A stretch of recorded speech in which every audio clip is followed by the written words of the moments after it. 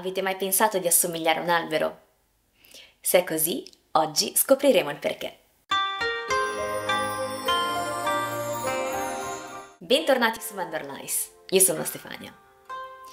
Come abbiamo visto in alcuni video precedenti, l'energia legno sale verso l'alto e si espande. L'elemento legno non è associato al colore marrone come potremmo erroneamente pensare, ma al verde, perché è paragonabile più a un germoglio che a un ramo. È qualcosa di giovane e flessibile che deve crescere.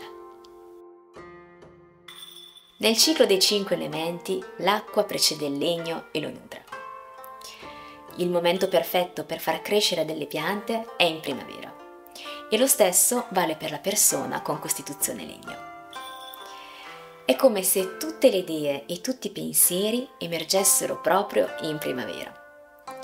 Se si riesce a pianificarle bene, la primavera è il momento perfetto per metterle in pratica.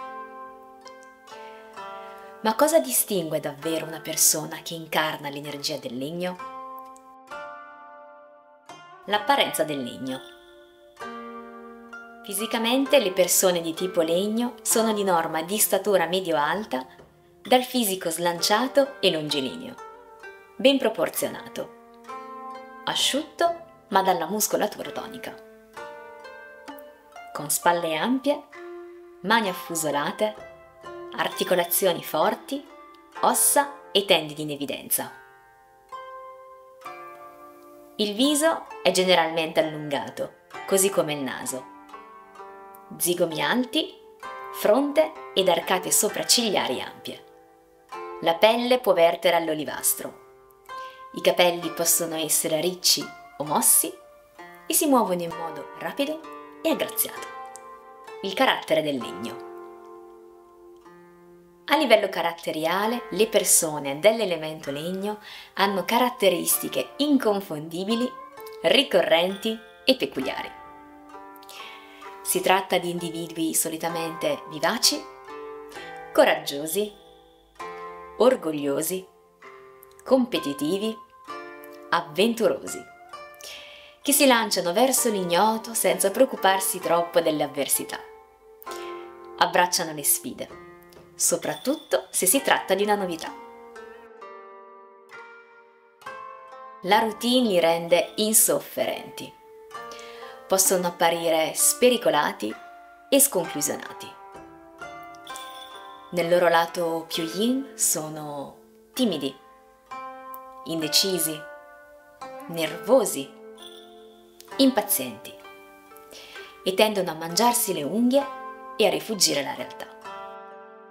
Sono determinati, resilienti, generalmente infaticabili, leali, indipendenti, sicure di sé, con eccesso di yang, a volte un po' troppo, risultando arroganti.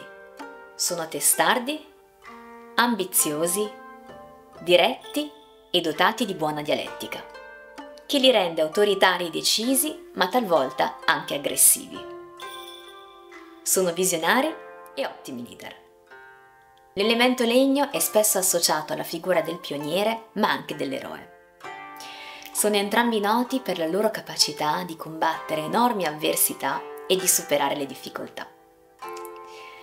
Non sopportano regole, imposizioni e ingiustizie. Sono dei veri spiriti liberi. Il legno è incredibilmente flessibile, dotato di una grande capacità di adattamento, soprattutto quando le cose non vanno secondo i piani. Questo però non accade qualora l'individuo non abbia le energie bilanciate in base al ciclo dei 5 elementi. Se infatti c'è un eccesso di energia legno e non abbastanza energia acqua da nutrirlo efficacemente o metallo a controllarlo, il legno perde la capacità di piegarsi e adattarsi che gli è propria. Un legno che perde flessibilità diventa duro e secco e quindi dobbiamo costantemente nutrirlo con energia acqua. E questo si traduce fisicamente con della ginnastica dolce, allungamenti, tai chi, yoga e soprattutto con attività per controllare i propri pensieri e focalizzare la concentrazione, come la meditazione. Un'altra cosa fondamentale è l'importanza del sonno. Dormire è un'attività d'acqua e quindi ricarica ulteriormente le persone dell'elemento legno. Garantitevi sempre tutte le ore di sonno di cui necessitate. Sul lavoro una persona di elemento legno può essere un collega eccezionale o terribile. La flessibilità li rende in grado di fare più cose in contemporanea rispetto a persone di altri elementi e l'audacia e il sapersi assumere dei rischi a loro viene naturale. Quando una persona del legno si butta in qualcosa di nuovo, non lo fa mai in punta di piedi. Ci va a capofitto. Se si concentrano su un progetto, state certi che non dormiranno la notte pur di portarlo a termine. Talvolta questa concentrazione eccessiva sui propri studi, doveri e obiettivi li porta a trascurare la propria salute e le persone che li circondano, perdendo magari occasioni di relazioni importanti e rendendosene conto solo anni più tardi. Se vi rispecchiate in questo, aprite subito gli occhi e guardatevi attorno, mi raccomando. Come accennato, un collega o capolegno può essere anche terribile. La competitività eccessiva potrebbe renderli costantemente irritabili, così come troppa impulsività, arroganza e supponenza li rendono poco inclini a considerare il parere altrui, diventando dittatori e persino un po' tiranni. In generale l'energia legno è quella di un germoglio che vuole maturare, crescere rapidamente, sempre di più. E nella persona questo si traduce in fare, fare e fare. Fare 1000 cose diverse allo stesso tempo. Il tempo non gli basta mai. Questi individui sono spesso eclettici, tanto da sembrare sregolati, campati un po' per aria, incapaci di concludere una cosa senza averne già cominciate altre 3.